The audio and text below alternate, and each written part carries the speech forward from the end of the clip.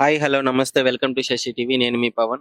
కాంగ్రెస్ ప్రభుత్వం వచ్చి 1 ఇయర్ దాటింది. అసలు ఈ 1 ఇయర్ పాలన ప్రజల్లో ఏ విధంగా ఉంది, వాళ్ళకి నచ్చిందా లేదా అని చెప్పేసి ప్రజల్ని అడిగి తెలుసుకుందాం. Hi sir.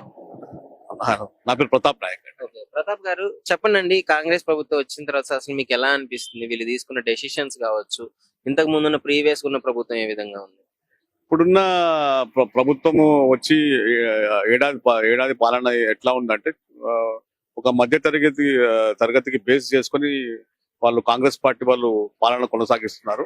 ఇది మంచి పరిణామమే అని నేను భావిస్తున్నాను. ఎందుకంటే ఇప్పుడు ఇది ఫ్రీ బస్ కావచ్చు ఒక మధ్య తరగతి వాళ్ళకి, మళ్ళీ ఒక 50,000 ఉద్యోగాలు ఇచ్చారు, అది మధ్య తరగతి వాళ్ళకి. సో ఇవన్నీ ఒక 12 నెలల్లో చేశారు, ఏ అప్పు లేకుండా.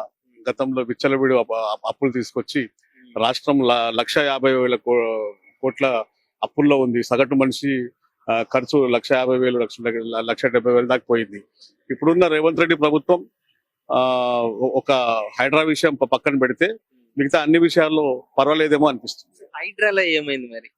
హైడ్రా విషయం వచ్చేస్తే అది హైడ్రా కూడా ఒక మంచి ప్రాజెక్టే. కానీ ఏంటంటే ఇప్పుడు ఎప్పుడైతే పేద మధ్య తరగతి వాళ్ళ జోలికి వెళ్ళారో అక్కడ కొంచెం ప్రజలు ఇతని పాలన మీద అనుమానం పడ్డారు. కానీ ఇప్పుడు పర్వాలేదు, దానికి ఇప్పుడున్న యువత అర్థం చేసుకునే పరిస్థితి ఉంది. ఏంటంటే మరి ఇంతకు ముందు ఉన్న గవర్నమెంట్ పర్మిషన్స్ ఎలా ఇచ్చింది ఆ ఏరియాలకి? ఇంత ముందు ఉన్న గవర్నమెంట్ చూసుకుంటే విచ్చలవిడి పర్మిషన్లు ఇచ్చేసి అసలు నగరంలో భూములు లేకుండా పోయాయి.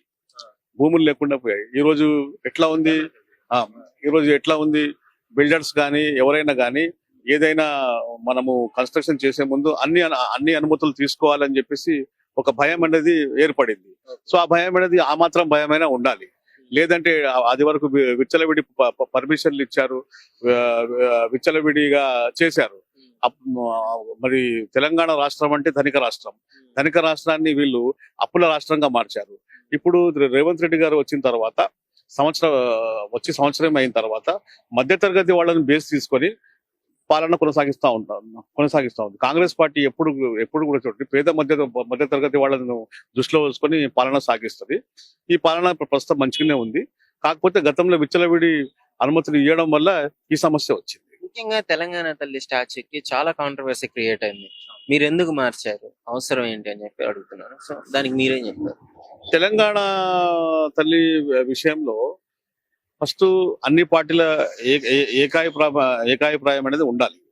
సో ఏకాభిప్రాయం అంటే ఇప్పుడు ఏకాభిప్రాయం అయ్యే సమస్య లేదు. ఆ కేటీఆర్ ప్రతి చిన్న విషయానికి గొడవ లేపుతూ